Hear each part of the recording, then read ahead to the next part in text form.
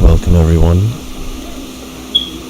to another live stream with your gracious host. I hope you all have a wonderful day today, this Thursday, November 11th.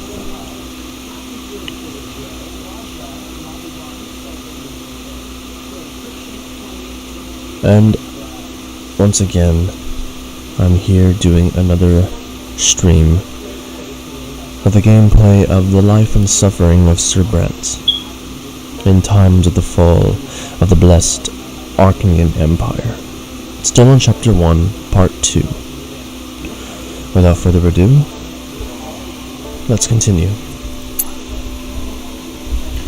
Now, as you can see, I have other chapters, but this is the one that we are on. I've done this before. I'm 4 years old now. Still in my childhood.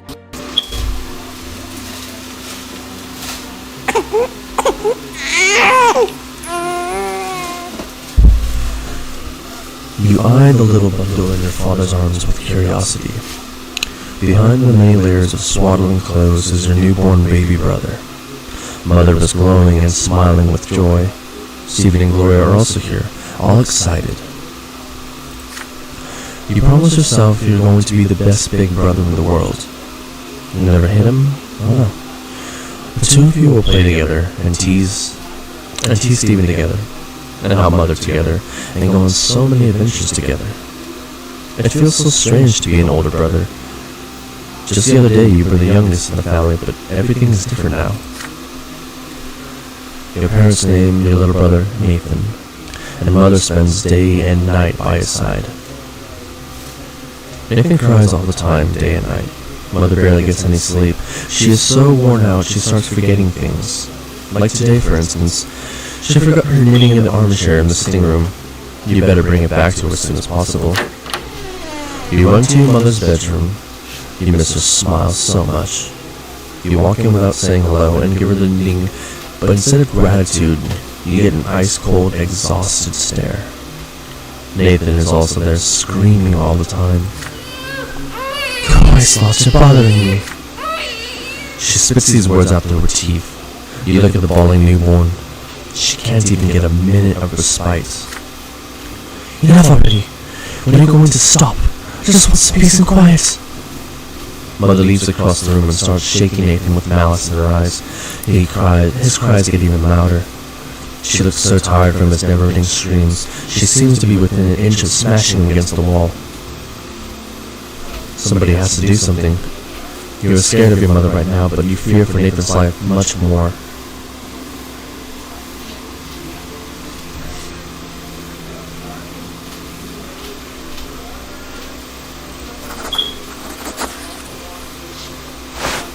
You walk up to Mother quickly and lock her tightly in an embrace. Your arms are too short and the folds of her dress get in the way, but that does not stop you.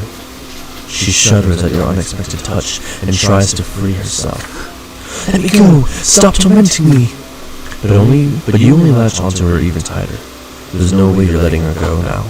Not even if she screams at you or hits you. No way. You're here now. You will protect and comfort her. Nathan stops screaming, and an odd sobbing sound escapes his little baby's mouth, as if he is too tired to scream. Mother accepts your sudden presence now. You feel her relax and your movements become calmer, but there's still no way you're letting go. Not yet. Then you hear a quiet song. Your mother's song. She is singing Nathan a lullaby. He squeaks a little, then starts snoring quietly. And you calm down as well. Mother is now calmer in your embrace. Nathan is breathing quietly and asleep. "Oh, please let me go, my dear. I have to put Nathan to bed." You release Mother and she puts Nathan back in the crib. After a little pause, she turns to you. Her face is still weary, but there is no sign of anger. She sits down next to you. "Thank you, my son. The twins know I didn't want to hurt you or Nathan. I'm so sorry. Please don't be angry with me. You did what you needed to do. You gave me the strength to work through this. She hugs you tightly. You do the same and press your forehead against her. She smells like home. Your tears finally start to flow, but they are tears of happiness now. She pats you on the head and kisses your forehead. Nathan is sleeping quietly in his crib. And it feels so good when these things are as they should be.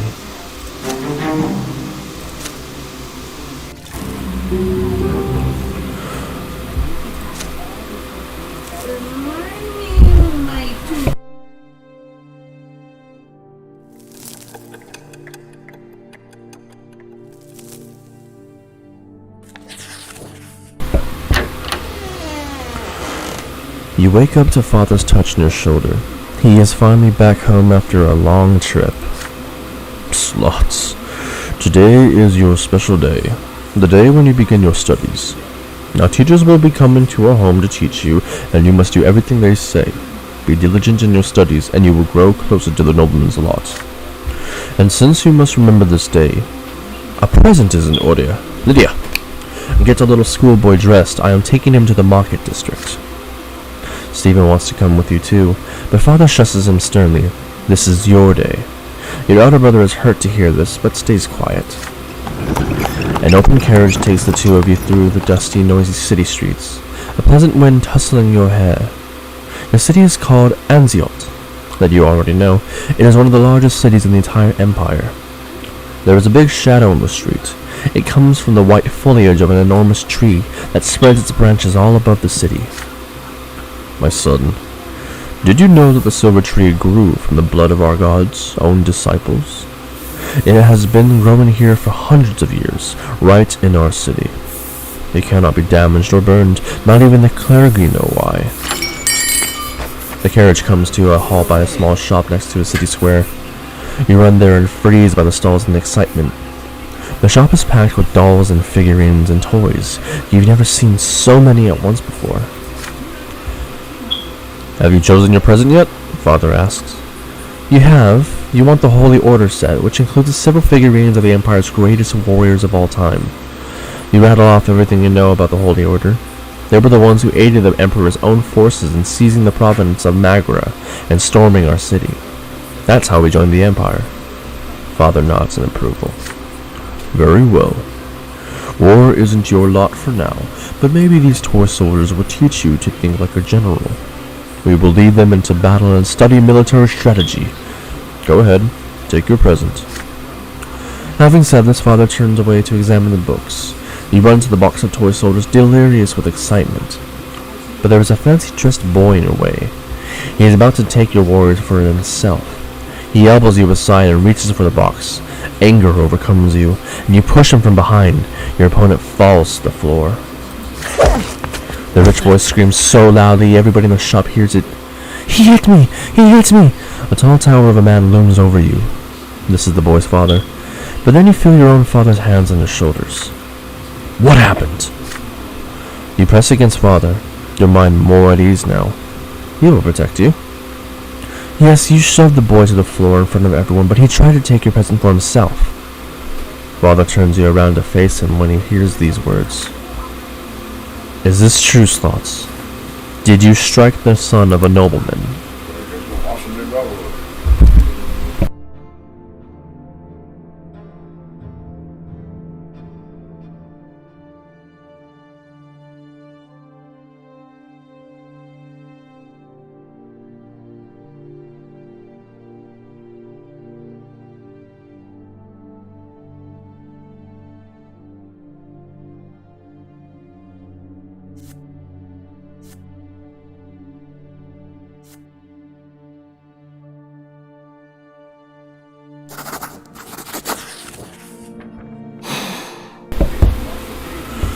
You recall your mother's words.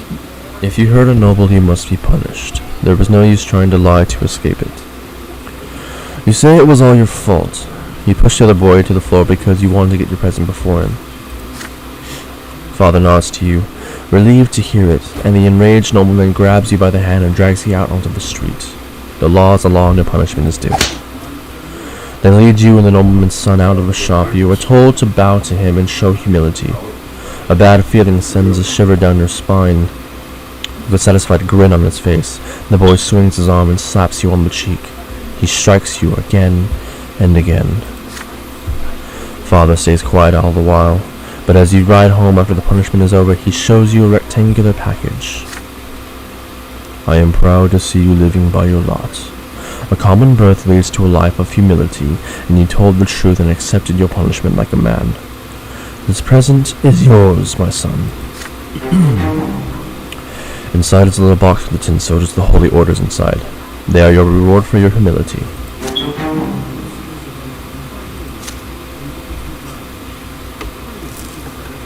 I grow.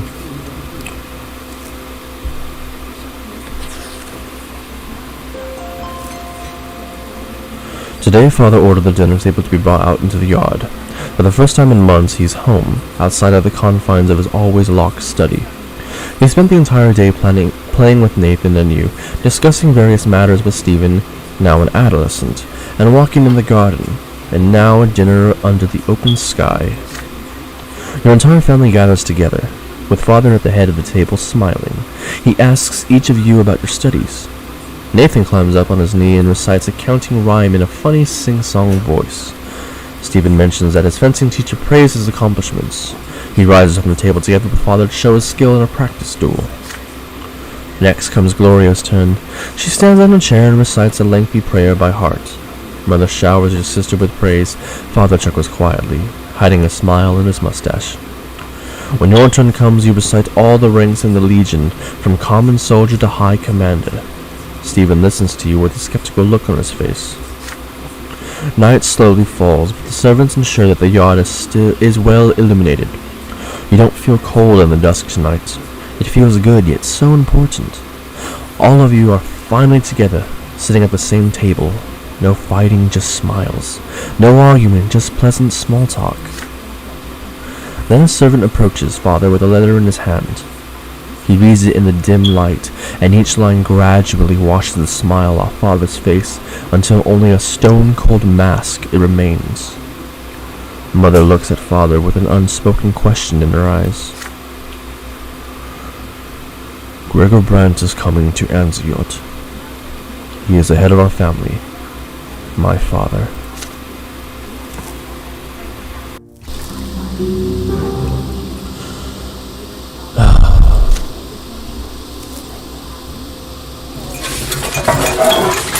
Ever since the news of Grandfather's impending arrival, there has not been a single day where the house has not been cleaned or decorated. Your parents anxiously make sure everything is in order. They tell you to wash your face and hands after walks and scold you for leaving books on the floor. They tell Gloria she will be flogged if she is ever seen hiding in the attic. They make Stephen stay in his room. Even baby Nathan gets in trouble. Everyone is on edge. Then one day Grandfather arrives. It is a grim day, so hot your neck is sticky with sweat. Father, Mother, Stephen, Gloria, and you, and Nathan, the entire Brante family stands on the porch in front of the house. The house servants lined up behind you. The carriage arrives, and out steps a tall, gaunt old man with a heavy walking stick and a heavier gaze. You cringe instinctively. Good health to you, Father. Children, greet your grandfather as you have been taught. Still trying to look like a real nobleman, are you? You can't fool me, Robert. I was the first of the Brante family to be enrolled by the mantle, and I am the only one who remembers how to bear this burden properly. I live honorably by my lot. Your marriage to that low-born wench cut us off from ever becoming nobles of the sword. My progeny could have been born bearing noble blood. Father, I beg you, this is not the place. Grandfather eyes him with scorn and walks into the house, the entire family following close behind him. I have been far away too long. The entire house is a mess. This is an insult. How can you live in such a pigsty, Robert? The servants have grown far too lazy, all thanks to your commoner of a wife. I warned you, did I not? And yet you did as you saw fit. And the children, what do they know of tradition or honor? They are being raised in a virtuous family, Father. And now you're speaking like a lowborn who's content to live in humility? Twins willing. Now that I'm here, this will not happen again. I am taking your oldest son to the capital. I see you cannot provide Stephen with a proper education, so I will correct your mistake. Your brother's fate has been decided just like that. Father does not object. He orders the servants to prepare Stephen for the journey. Stephen freezes in place, glancing at grandfather and father again and again. The latter puts a hand on his shoulder reassuringly. Grandfather's lips are a tight line, white with contempt. The house is examined room after room. Everything grandfather sees is showered with scorn. He scoffs at a crease on a blanket in Nathan's crib in mother's bedroom. He mocks Gloria's knitting in her room. The door to your room is next. What is this, Robert? 10 soldiers in the youngest son's room. He was born a commoner. I won't have him daydreaming of battle. Grandfather seizes the box containing the 10 warriors of the Holy Order. Your father stays silent. Anger and fear boil within you. This is your big present from the first day of your studies. It means so much to you. But what if he's right? What if you need to prove your right to command the toy soldiers first? Grandfather shakes his head in disapproval and shoves the toy box into the roaring fireplace. If you wait too long, they will melt into flames.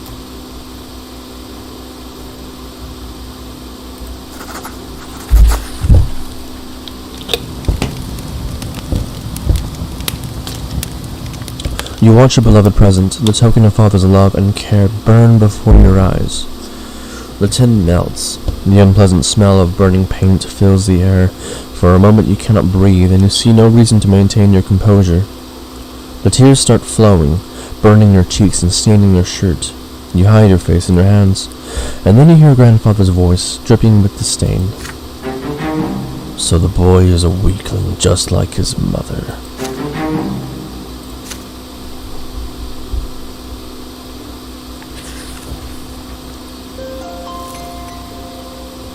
Soon grandfather leaves. Your elder brother Stephen goes with him. From that day on, father's hired teachers tend to you alone. They bore you with monotonous lectures on writing, counting, and the way of life in the blessed Archenian Empire. You often distract yourself from their instruction by playing with your younger brother Nathan. Your home grows quiet without your elder brother. Too quiet. Weeks later, your family receives a letter from Stephen. Grandfather has sent him to a boarding school for nobles, and he is now studying hard in preparation for his service as a nobleman. The rules here are way too strict. You can't even sneeze without the teacher's permission. But I've been studying with my peers. We're learning how to live as nobles in noble society. We're also learning the art of swordplay. That's my favorite part. With Stephen now at the boarding school, grandfather arrives once more, this time to live in your home. The only good thing is that he often has urgent business in Eterna, the capital of the empire, and has to travel there. One day you ask your mother where he lived before. In Eterna, she says, and now his place is here. Each time grandfather returns, he gives the servants new orders. Your home is now always busy with repairs. The servants are redecorating grandfather's chambers, including his library and sitting room. Sometimes, father tries to gently talk to him out of this, why subject the house to constant reconstruction. Grandfather's answer is always the same. This home is mine, and I will live here as befits a man of the nobility. Some days grandfather stays home, and on those days you try your best to stay out of his sight. But there's no way you can avoid family. There's no way you can avoid family breakfast. The food is there, but you cannot bring yourself to eat it. Mother's eyes are red and swollen. She has been crying all night again. Grandfather sits at the head of the table where nobody used to sit before. Robert, it is high time your youngest sons underwent their sacraments. Sir Brante, please, let them be free of the lot for a little while longer. They are but... Shut your mouth. Robert, that wife of yours is impertinent enough to interrupt me. If this ever happens again, she'll be eating her gruel with the servants in the kitchen where she belongs. It is time you considered a real marriage, Robert. One to a woman of the proper station. Gloria drops her fork. Grandfather shoots her a scathing look. A tear rolls down mother's cheek. Father does not look away from the plates, his hands clenched into fists. Baroness Eloda is one such woman. She is commonly widow and a fine match. She is suing for inheritance right now and could use proper support and a husband. You can keep your lowborn Lydia around if I like. Servant mistress, I don't care. I will not do that, father. I am the head of this family, and the family setting took a severe blow after your marriage with that commoner. It is unthinkable. How could you give up the memory of a beautiful Amelie Elborn for this lowly woman and that bastard child of hers? But now you have a chance to set things right. Don't disappoint me. Father nods curtly, trying not to look in Mother's direction. Father, I wish to see Stephen.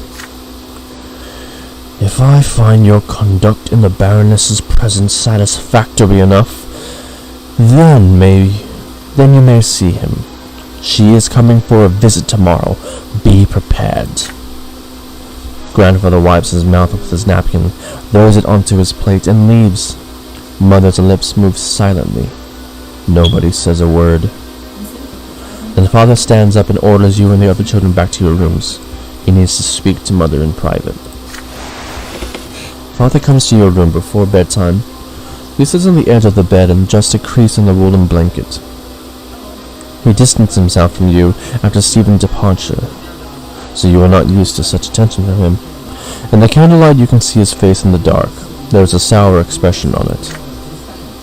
My son, Baroness Emma Elora will be visiting us tomorrow. Please be polite and treat her with respect. Nathan will do as you do. I want this dinner to be as immaculate as possible. Don't let me down. On the next day, Mother starts dressing you and Nathan for the coming dinner. You see red all around her eyes. She has been crying for a very long time, and it hurts just to look at her. Nathan starts whining quietly. You and Nathan are dressed in new doublets, your tousled hair brushed into shape. Gloria is told to stay in her room. Father appears wearing his best suit. Mother is in a humbled brown dress, looking pale. Grandfather has an uncharacteristically contented look around him. You hear the sound of wheels and hooves against the cobbles in the yard, then a pair of dainty heels come clacking. The antechamber is completely quiet, and still fearing Grandfather's observant eye, the door opens. You see your guest, a beautiful dark-haired woman in a dress of elegant deep blue. Father takes the hand of Lady Elodar and kisses it, showering her in compliments. Grandfather's face is beaming in her presence. No one even bothers to introduce Mother. Baroness, allow me to introduce to Robert's sons, Slots and Nathan Brante. Frankly, it's his eldest, Stephen, who deserves the most attention, but currently he is studying in Eterna with other young noblemen like himself. It is my hope that his younger sons will also make me proud one day. Grandfather eyes you with a probing look. How are you acting from the Baroness? Will you accept her here next to your mother, your father's rightful wife?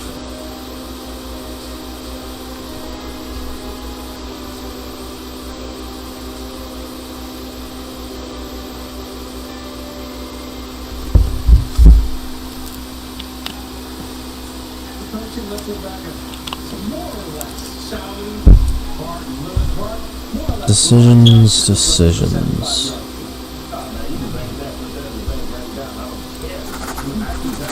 A bold maneuver. You follow Father's example and kiss the Baroness's fingers gently. Her laughter fills the antechamber, ringing like chimes. Behind your back you can hear Mother sobbing. Grandfather nods to you in approval. Out of the corner of your eyes you see Mother quietly walking upstairs. No! This is wrong, this cannot be! You walk up to Father, look him into his eyes, and then ask in a voice loud enough to be heard by everyone. Why didn't he introduce Mother to the guest? She is his legal wife, and your mother, is she not? There is silence. Mother stops on the stairs and turns her head in surprise. Father is confused. Nathan starts whining again. Grandfather grinds his teeth, his hand tightly gripping the heavy walking stick. You keep Father transfixed by your gaze.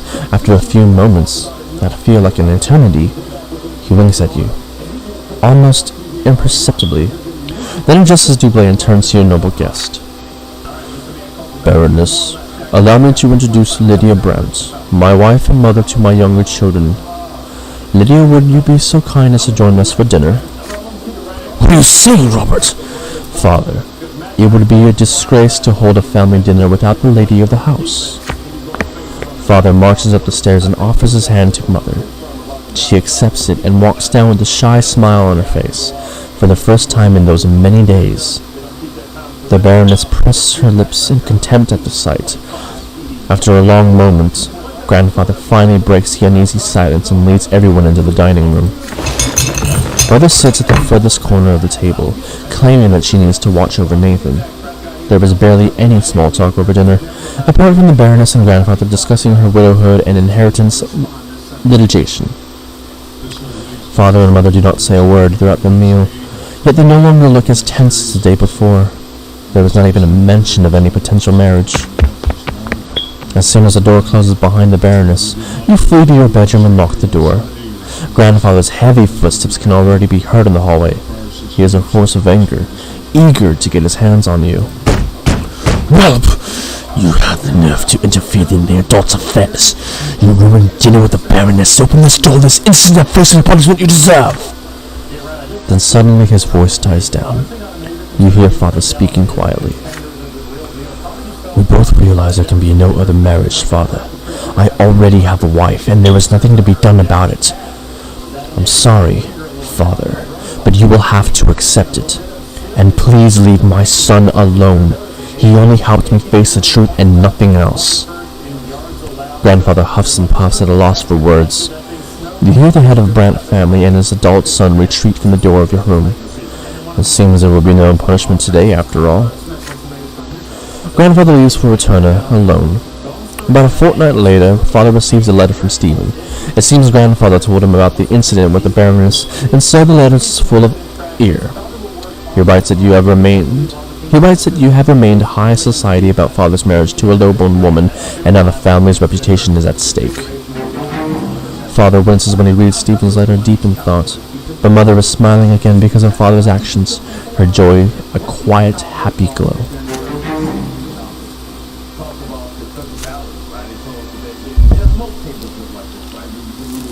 I grow.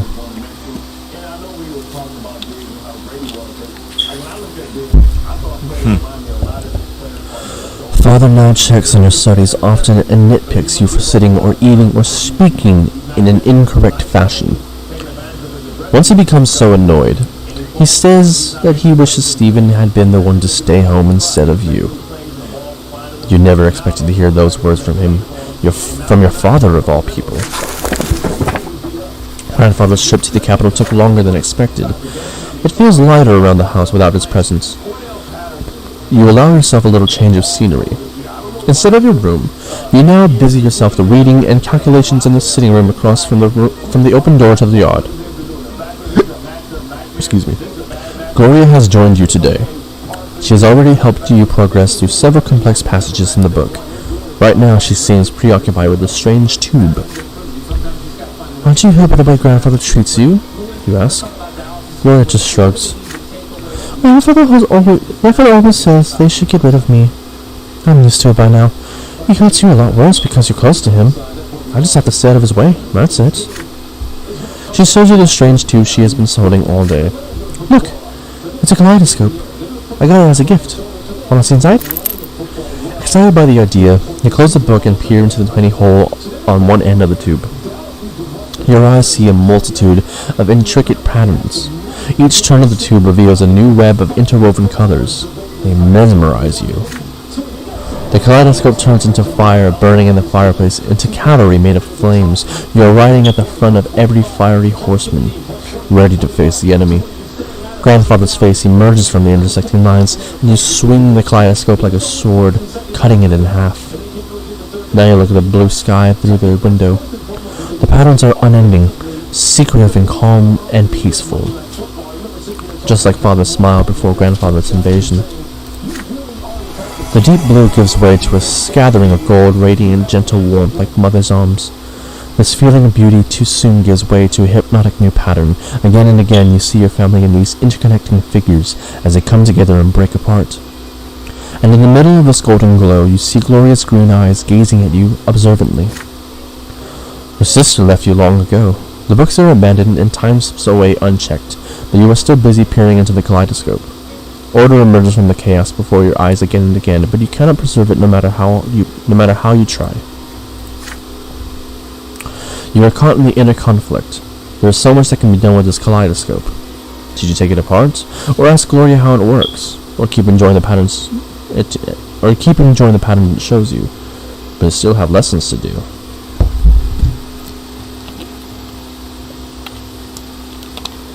Looks like I'm only left with one option.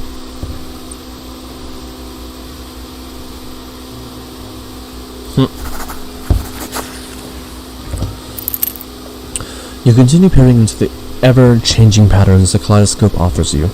It becomes truly interesting when you point it at the shining pillar gleaming in the sky. In your mind's eye, one battle follows another, filling your ears with clanging steel and the neighing of horses. You are leading the Imperial Army now. Everybody is so proud of you.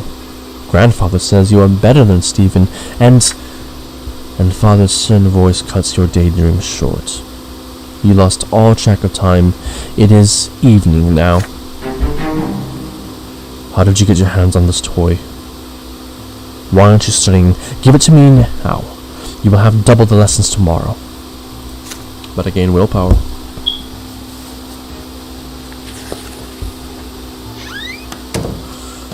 Grandfather's visits are no longer a cause for fear and panic in the house. He has become something you are used to. Something nagging, yet not unordinary, like a splinter or a stain on your trousers. The tension still remains, however. Sir Gregor's disdain for everyone in the house is so palpable it almost stings for real. Your lessons with the tutor are done for today. You are walking down the stairs when you spot Gloria peeping into the sitting room through a slightly open door. You sneak up on your sister and tap her lightly on the shoulder. She's startled. Oh, it's you, Slots. Look, Sir Gregor is eating something. Grandfather was sitting on the sofa, flipping through a book with one hand and reaching for a glass bowl with another now and then. Inside the bowl you see candied fruit, a sweet confectionery forbidden to the common estate, like all sweet things. Yet Grandfather's face shows no pleasure as he keeps consuming the high-born treats. The clock strikes 3. Grandfather rises from his seat, puts away the bowl on a shelf, and leaves for the yard. He always takes a walk in the city at this time. Gloria nudges you with her elbow and looks at the candy bowl when you look at her.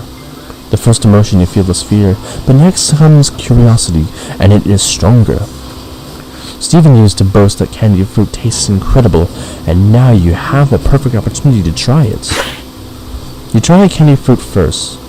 The sugar starts to melt as soon as you put it onto your tongue. It is so sweet. You have never eaten anything as good as this. You take the whole bowl off the shelf and give it to your sister. She takes the fruit and brings it to her mouth carefully, like a rare treasure. There is thumping on the stairs, footsteps accompanied by the knocking of a walking stick. You have no idea why, but Grandfather is back. You quickly hide behind the sofa and pull Gloria after you, but she is frozen in place with the bowl in her hands. The door opens and Grandfather's menacing figure advances on Gloria. His hand seizes her arm. You squalid, ungrateful, low-born child! How dare you bite the hand that feeds you? You and your trollop of a mother will be sleeping in a ditch if it weren't for my spineless son. The sweet and pleasant things in life are for the noble estate, not for the likes of you. Did you forget your lot? His hand swings and hits Gloria on the cheek. She falls to the floor right next to you where you are hidden. Her fingers glisten with the warm melted sugar that brought you here. Grandfather advances again, his walking stick ready, but then he sees you huddling behind the armchair. Please don't hurt him, Simmons. This is not my fault. He tried to stop me. You can already see a bruise on Gloria's cheek. This is only the beginning of her punishment. Gloria was caught red-handed. Unlike you can still avoid the punishment. What is in that milksop? Did you try to sugar too? Or were you trying to stop this piece of filth like she says?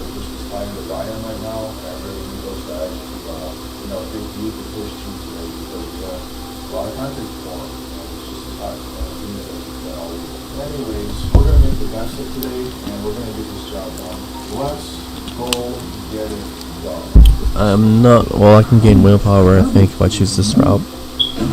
I'll piss Grandfather off. I'll tell the truth. You stand up and tell the truth, even though it takes you an effort to do it. You actually ate a candied fruit, but Gloria only touched it.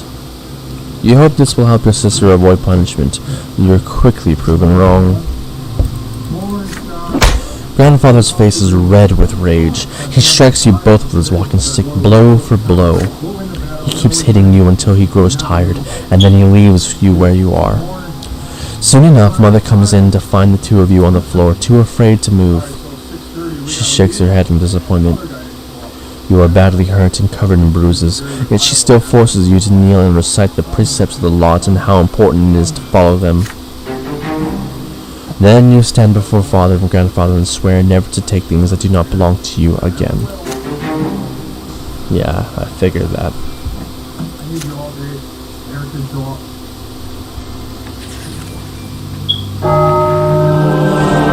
Father and Mother have been focused on Nathan and you since early morning. Instead of breakfast, you were told to say your prayers, wash your hands and faces, and get dressed in plain white shirts. Today is the day of your sacrament. I want to go play in the yard. No playing today. You're all sorts of big boys now. It's time for you both to have your first sacrament. No one can live without a lot. I don't want a lot. Be quiet and listen. You were born commoner, so you must accept a lowborn lot before the twins. When you grow up, you will get a chance to earn a noble lot. Father and Mother take you to the carriage. Nathan is hungry. He starts whining. Grandfather is the last to get in the carriage. His eyes are on you and your brother, looking for every fault. Soon the carriage is moving along the streets of Antioch, slowly and solemnly. One more turn and you see the colossal white building marked by two massive pillars. For the first time in your life, you are to enter the Church of the Twin Gods. You enter the gate and walk under the splendorous dome of the church. The church hall is divided into two halves. They are drastically different from one another. The floor on one side is rough and jagged and covered in dry brown spots, while the floor on the other is made of smooth marble. The commoners kneel on the jagged floor, and the well-dressed nobles and their families sit on pews. Father and Grandfather leave you to sit on one of the nobles' pews. Mother walks to the rough stone of the commoner's side and gets down on her knees. You see her wince in pain, for the lowborn estate shall suffer in the house of the faith. The church acolytes surround you and lead you to the altar, where you and other children will take your sacrament this day.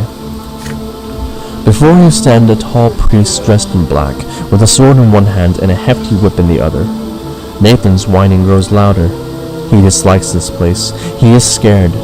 You remain quiet, but your stomach roils in uneasy anticipation. The first child to take the sacrament is a jaunty little boy from a family of nobles. The priest extends the sword before him and recites the word of his lot. From this day forth he will fight and rule and pursue the arts, his mind now forever free from the throes of suffering, for he now belongs to the noble lot. The boy proudly touches the flat of the blade with his lips. Nathan is next to receive the sacrament. He suddenly snaps out of his fearful trance and tries to break free, but the acolyte pulls him towards the altar and throws him on the jagged floor on the lowborn side.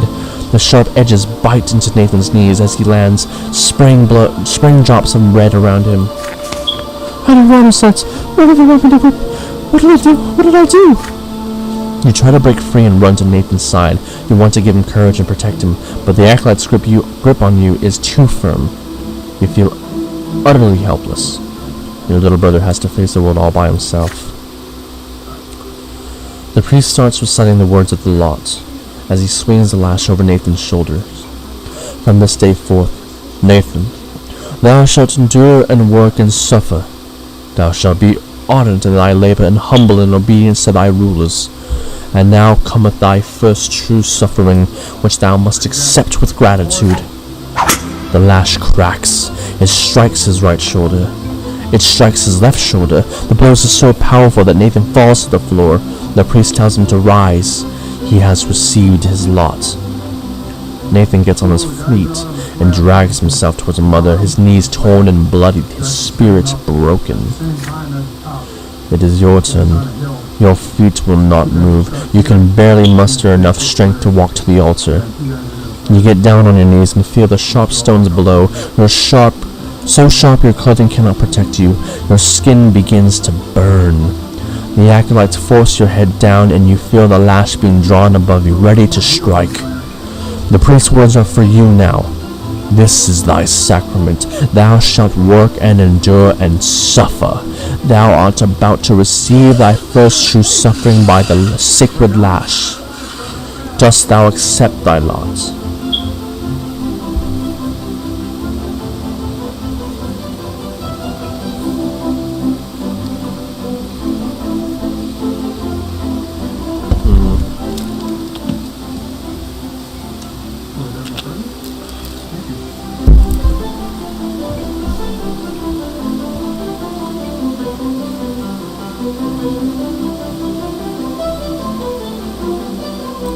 Let's go a more interesting route. The lash strikes, but your hand flies up and intercepts it before it can reach your shoulder. The leather whip leaves a deep cut on the palm of your hand. Blood starts dripping down your arm, soaking your humble shirt with red. The furious priest yanks the lash out of your hand. The acolytes grab you by the arms again. You will not be given a second chance to interrupt the sacrament. The lash cracks. It hits you on the right shoulder. You grit your teeth. Your back barely hurts at all. The real pain comes from the cut on your hand. The lash strikes again, this time on your left shoulder. You rise and walk away from the altar, swaying. You see things with surprising clarity right now. A timid hand touches yours. It is Nathan. His tearful face a mixture of confusion and awe. Mother takes your hand and leads you out of the church. Once you are outside, she scolds you for being insubordinate. Grandfather is last to leave his church. His face is covered in red, angry blotches. There is a quiet fury in his voice as he says something to Father, who remains quiet and miserable as you walk to the carriage. You defied a powerful will that day. There is fear inside of you. You fear that this will might one day destroy you.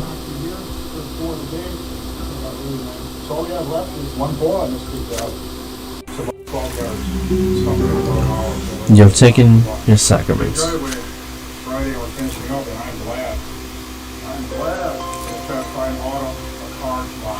The mark left on you by the sacrament takes a long, long time to heal. Mother says it is a reminder of your lot.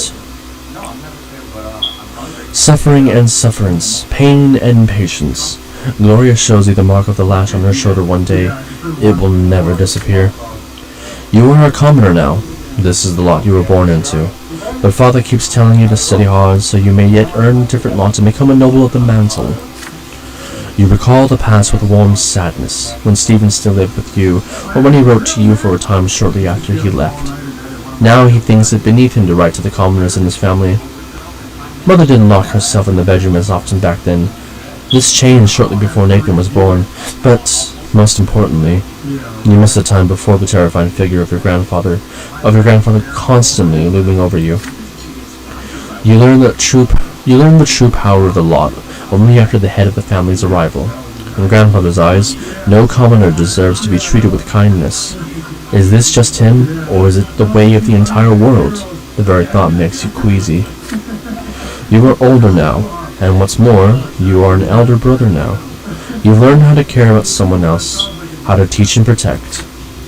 Soon you are a small boy no longer. As the days pass, play gradually gives way to labor's study. Now your choices will decide your place in the bizarre and ruthless world of adulthood. Your childhood years are over. And with that, that's the end of chapter 1. Unfortunately, I wasn't able to do other activities, I guess. Certain situations and choices you would have been able to allow that to happen, so let us review what I was able to do. My personality. I'm at the age of 7, a lowborn estate, occupation of growing up. I have no desks. I have a curious aspire in life, the perception of 2, and I am spineless, of determination of 1. I have exhausted my willpower. My reputation is tarnished, but the wealth is moderate, and I have maintained peace so far. Stephen is the rightful heir of the noble mantle, and he doesn't think of me too badly.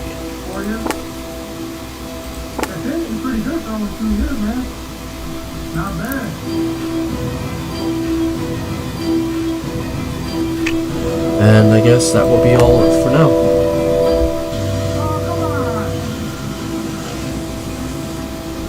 Alright. Oh.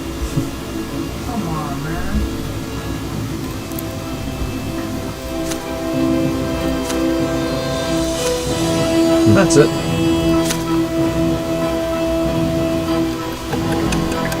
I'm now an adolescent.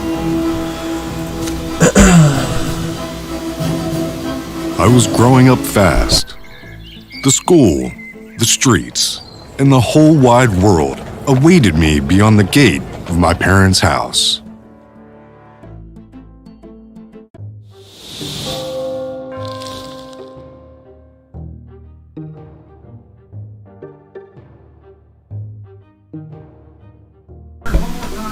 And with all that, I do thank you for taking the time to watch, listen, observe this gameplay playthrough. I hope I'm being a very calming and entertaining narrator. Thank you all for watching, and as always, I will be seeing you all next time. See ya.